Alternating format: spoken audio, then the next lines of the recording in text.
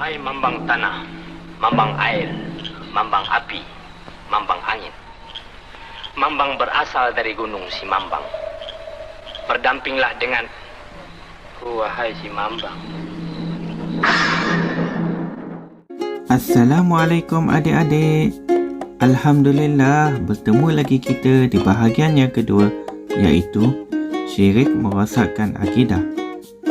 Adik-adik lihat tak video tadi? Itu adalah perbuatan syirik jali, iaitu melakukan pemujaan dan penyembahan di kubur. Adik-adik jangan buat tau, sebab ia adalah dosa besar. Objektif pembelajaran: menilai kesan syirik dalam kehidupan, menjauhi perbuatan yang boleh membawa kepada syirik dalam kehidupan. Kriteria kejayaan: murid berjaya menyatakan 3 kesan syirik dalam kehidupan. Ya adik-adik, Ustaz harap kamu masih ingat apakah itu syirik jali dan syirik khafi. Syirik jali ialah mempercayai atau mengaku wujudnya Tuhan lain selain Allah atau menyembah selain Allah yang Maha Esa.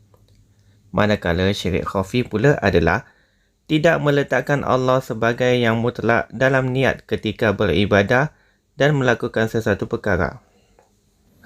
Jom kita tengok kesan syirik jali dan cara menjauhinya.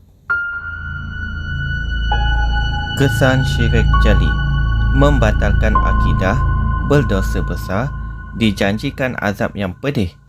Cara menjauhinya: mendalami ilmu tentang Islam, istiqamah beribadah dan berdoa kepada Allah, mentaati perintah Allah dan Rasul.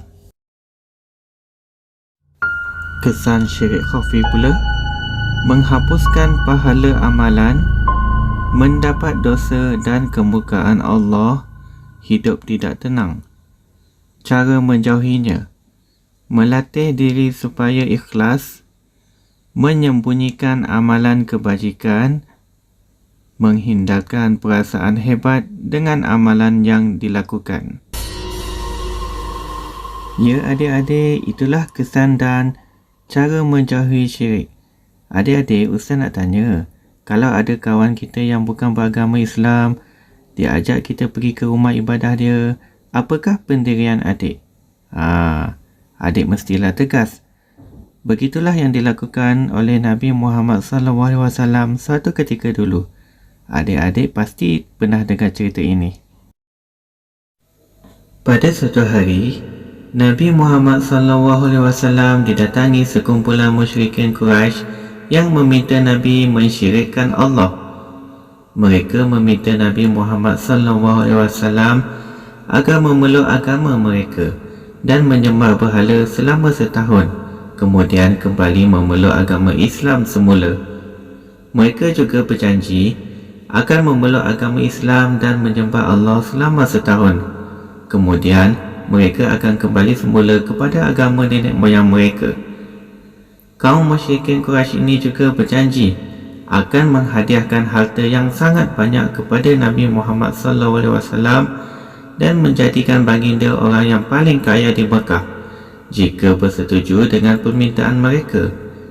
Perbuatan kaum musyrikin Quraisy ini menyebabkan baginda menjawab dengan tegas, "Aku memohon perlindungan Allah daripada mensyirikkan Allah dengan yang lain."